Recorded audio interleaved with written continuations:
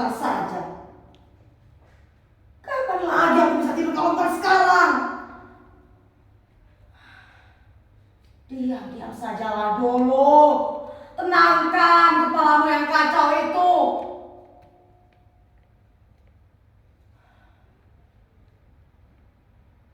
Nah, begini kan enak. Tenang, hening. Biarkan aku mendengar hari bergeser mendekatiku dengan segala kebuasannya. Tiap hari sekarang kita berhitung. Tik tok, tik tok, tik tok, tik tok, tik tok, tik tok, tik tok, tik tok.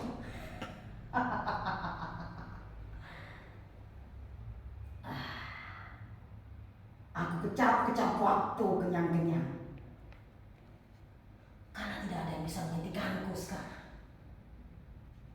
Berkat Tuhan sudah menampikku. Sebentar lagi mereka akan datang dan membawaku ke lapangan tembak. Lalu mataku akan dibalut kain hitam. Kemudian hidupku akan menjadi gelap, jadi hitam,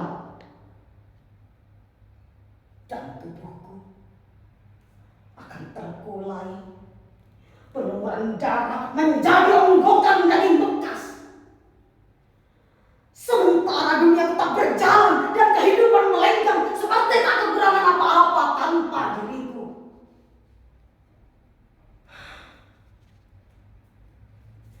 Sekarang saatnya.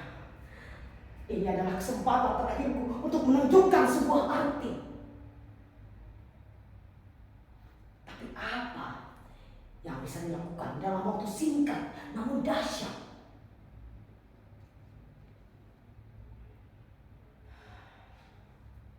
Saat aku mulai melihat, yang pertama kulihat adalah kekerasan. Ibuku dihajar habis-habisan oleh suaminya yang kesetanan. Saat aku mulai mendengar, yang kudengar pertama kali adalah keserakahan. Para tetangga itu datang dan memfitnah kami, mendoakan kami untuk supaya cepat terkubur. Saat aku mulai berbuat, yang pertama aku berbuat adalah dosa. Aku dorong anak itu ke tengah jalan, lalu sepedanya aku larikan.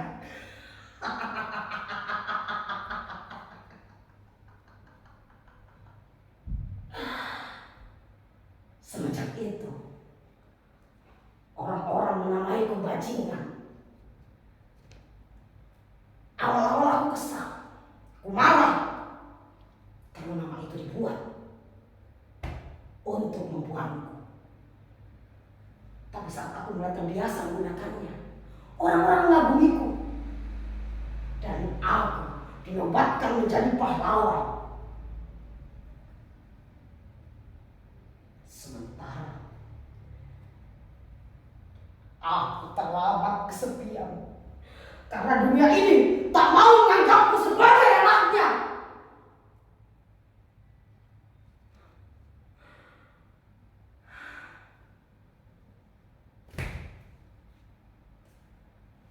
Kau masih di situ, badan kecil. Kau mau mengucapkan selamat tinggal padaku? Atau kau hanya mau mencuri makananku seperti biasa?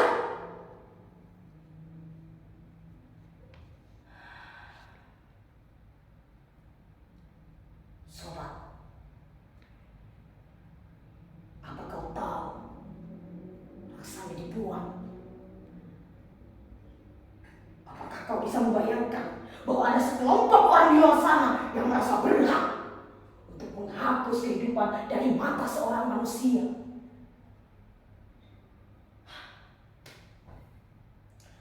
Aku lupa, kau hanya bisa makan dan berak.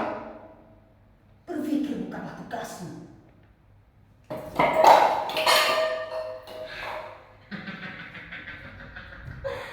Sekarang kau harus menjawab. Bagaimana rasanya dikurung di situ? Bagaimana rasanya diputus dari segalanya.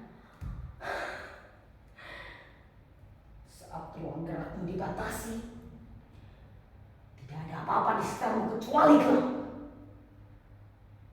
Kau ingin meronta, kau ingin diperhitungkan. Tapi bagaimana mungkin kau berpikir untuk meronta saat kau tahu sendiri bahwa itu hanya akan menjadi sia-sia. Mereka sudah melampaui nasib kita, mereka melampaui rencana kita. Mereka sudah sangat berkuasa. Kira kau melawan, kau menghasutku untuk melawan. Tidak, sobat kecil, tidak. Manusia bisa kau lawan, tapi ruangan ini tidak. Dinding-dinding ini sudah sangat beku, tidak berperasaan. Kau tidak mungkin bisa melawannya. Dasar tidak berguna. Mampus kau.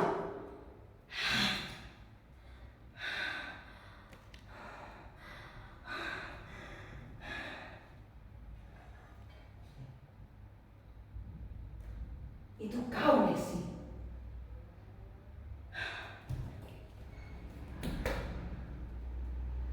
Itu kau.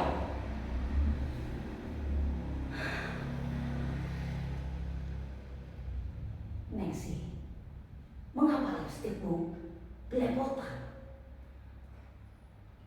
Apakah ada hasil yang memperkosamu?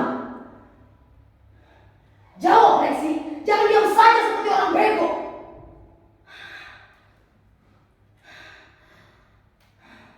Kemarilah. Kau masih ingatku, bukan? Aku bukan orang yang seperti dulu lagi. Kau pun bukan.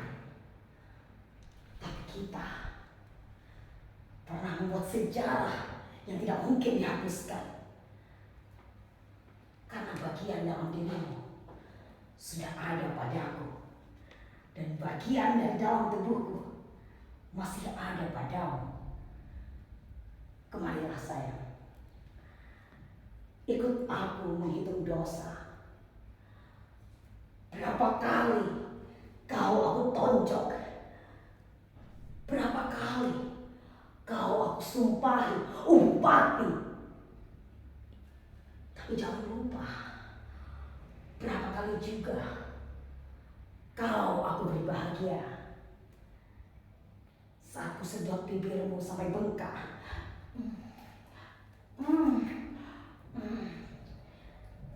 Saat aku membasahimu. Saat kita berdansa di atas rel kereta api. Dan kau ku ajak ke puncak Monas menonton wayang di bawah jembatan. Tapi kau memilih untuk pergi bersama laki-laki lain. Dasar lompong.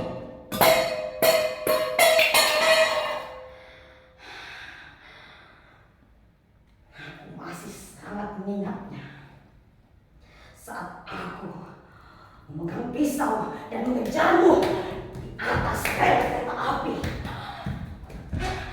Lalu kutebas lehermu dan tubuhmu berlumuran darah.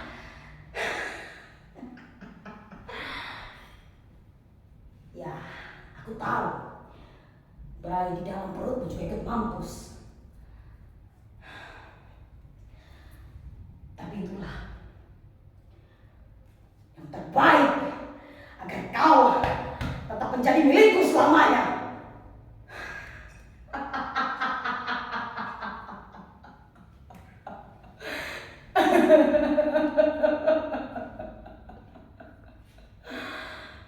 Mengapa kau tidak mencintaiku, Messi? Bahkan setelah kematian, itu tidak merubah sifat bencimu padaku. Kau menang, Messi. Kau menang. Kau mati, tapi kau menang. Sialan.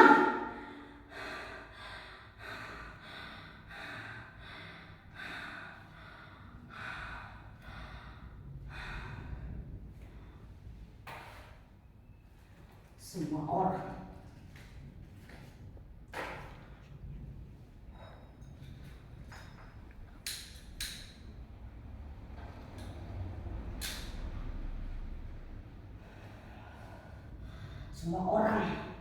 melontarkan aku kutukan. Jika ada yang mati, akulah pelakunya. Jika ada kebakaran, akulah pelakunya. Jika ada yang diperkosa, akulah jahanamnya. Itu bohong. Itu tidak benar. Itu bohong.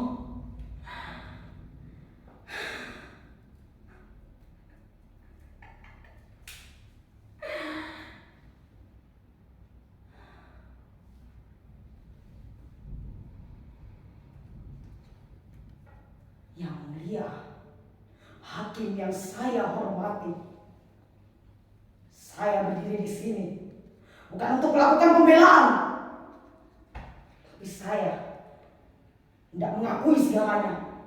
Memang benar, saya yang melakukan semua itu, dan saya melakukannya dalam keadaan sadar dan tenang. Ya, saya mencabik leher wanita itu, lalu barang berharganya saya ambil. Karena mubazir kalau dibiarkan saja. Tapi mengapa?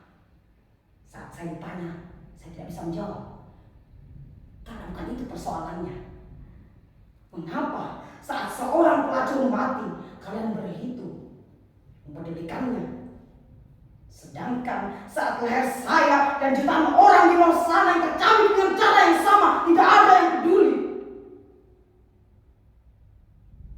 Saya berada di sini ingin meminta hukuman 2 kali lipat dari yang mulia hakim sudah sediakan untuk saya. Tapi saya menuntut untuk menghukum juga orang yang telah mencabik-cabik leher saya dan jutaan orang di luar sana dengan setengah pantas saja. Jika sudah begitu, saya rela mati 2 kali pun saya akan menjalaninya dengan rela.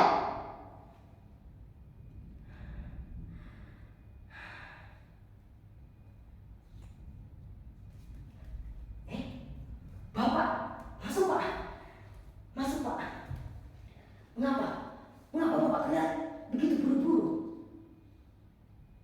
Oh, tugas yang kemarin sudah beres Bapak.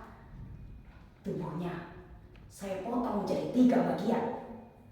2 bagian saya taruh di kantong sampah dan satunya lagi saya sembunyikan di rawa-rawa. Sebentar lagi juga akan ketemu. Untuk menambah pekerjaan polisi saja, biar mereka lebih bekerja keras dalam menjalankan tugasnya. Apa? Pak, salah. Lalu anak siapa itu? Bapak bilang yang beranting di sebelah kiri, bukan? Apa kanan? Ya, itu tidak penting. Tapi kan yang penting dia beranting. Kenapa Pak? Anak Ben itu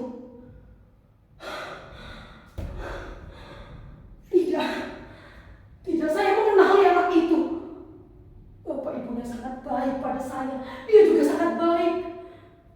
Dia pernah memperkenalkan saya kepada teman-temannya sebagai orang baik. Dia juga sering memberikan saya minuman dan rokok. Tidak. Bukan saya pelakunya. Bukan saya pelakunya. Bukan saya. Saya tidak bertanggung jawab. Bukan saya.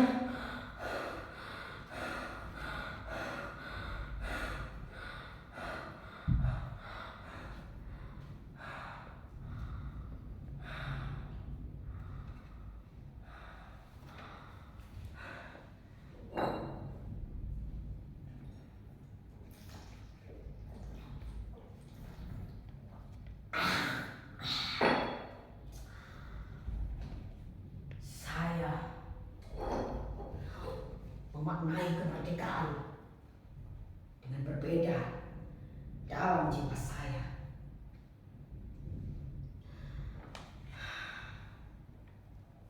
Saat saya dibebaskan, saya merasa takut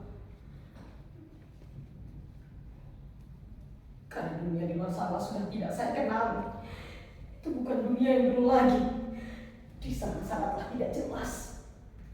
Saya seperti burung di dalam sangkar, dia sudah sangat lama dalam sangkar dan takut untuk terbang.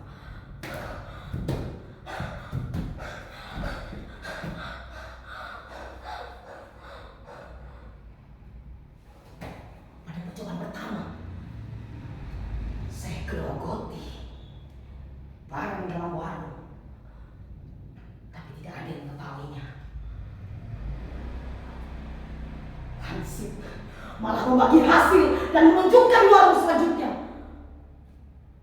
Pada percobaan kedua, saya todongkan pisau kepada ibu di dalam becak. Lalu uang jutaan Rp1.000 keluar dibungkus dengan koran. Tidak ada yang mengetahuinya. Pada percobaan ketiga, saya perkosa anak kecil di pinggir kali. Dia berteriak minta tolong, tapi tidak ada yang menolongnya. Hingga saya melepaskan anak itu karena tidak tega. Karena sudah saking putus asanya. Saya pukul orang di jalan, wajahnya berlumuran darah. Tapi tidak ada yang tahu, saya malah dijadikan kepala keamanan. Dan orang-orang memuji saya, menghormati saya. Saya menjadi takut. Apa-apaan ini? Kembalikan saya ke penjara. Setidaknya di sana masih jelas antara hitam dan putih. Kebaikan dan kejahatan tidak jungkir balik seperti di sini.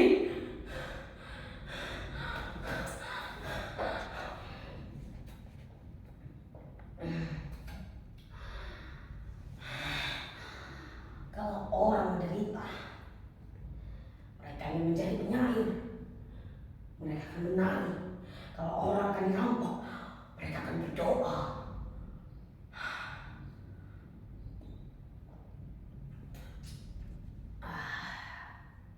Tubuh aku menjadi sangat ringan hingga melambung ke udara, menembus langit dan hangus di angkasa. Tapi aku tidak menyatu dengan semesta, melainkan menjadi Tuhan. Apa hantu? Tapi enak juga jika menjadi hantu. Aku bisa melihat wanita-wanita mandi, mengintip mereka. Aku bisa mengintip ke rumah pimpinan, melihat mereka seperti anjing menjilati kaki istrinya. Mengintip rumah ibadah, melihat pendeta berjudi dan mengangkat rok pembantunya. Sialan, menjadi hantu hanya melihat kebersekan. Jadi Tuhan tidak enak, jadi hantu juga tidak enak. Atau menjadi batu saja, diam, tidak perlu makan, tidak perlu mencari uang, hanya mengkristal dan melihat peradaban, menyaksikan pemimpin-pemimpin lahir lalu berkhianat.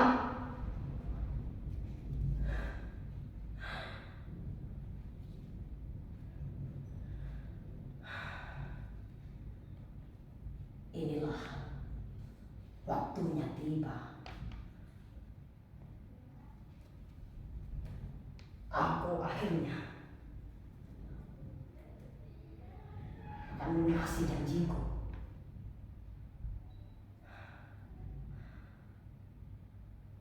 Saat aku tinggal di ruangan ini, aku merasa menjadi seperti manusia. Mataku terbuka dan aku menyadari arti cinta yang sebenarnya dari balik jendela. Pernah terbesit, aku ingin mengulang kehidupan yang pernah aku jalani. Tapi tadi malam, Tuhan datang dan berkata padaku, Alimin, tetap jadilah contoh yang jelas. Jangan surut, Alimin. Kau harus menjadi lambang kejahatan. Bantulah aku, Alimin. Ya, aku akan menepati janjiku. Kini janjiku sudah lunas. Selamat tinggal kepada sipir penjara yang selalu marah-marah. Selamat tinggal kepada jendela yang telah memberiku kehangatan matahari dan juga indahnya bulan. Terima kasih kepada kawan-kawanku semua. Terima kasih kepada semua hal yang kubenci dan kucintai. Inilah salam dari Alimin, sahabat semua orang.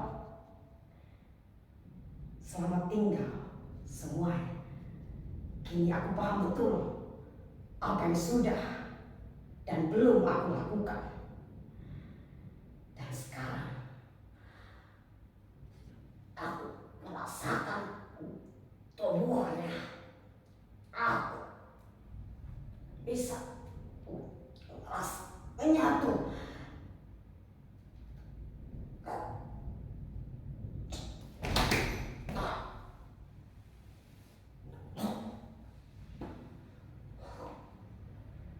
Ya, begitulah. Itulah tadi kisah seorang pemuda yang lama di penjara. Awalnya dia menginginkan pengadilan, tetapi itu juga tidak terjadi. Lalu dia mengharapkan pengampunan, tapi itu juga tidak terjadi. Lalu karena kita mudah lupa, akhirnya pada suatu hari wartawan membuka kembali kasusnya. Muncullah bukti-bukti baru ke permukaan. Dan anehnya, dia dinyatakan sebagai orang tidak bersalah. Saat pintu penjara akan dibuka untuk membebaskannya, dia sudah gantung diri. Bukan karena putus asa, tapi ini merupakan protesnya. Mengapa keadilan memakai jam tangan?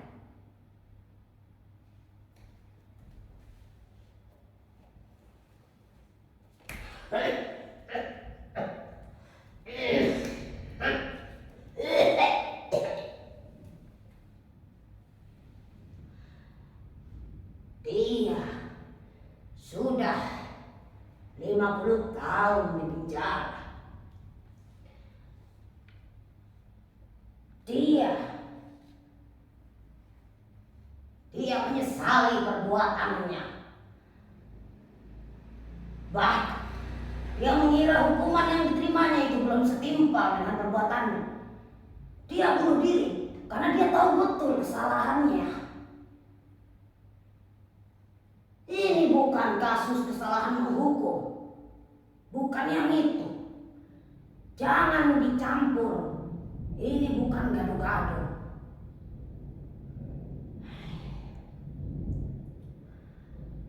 Ketidakadilan harus segera diberantaskan, harus dimusnahkan, harus dimusnahkan.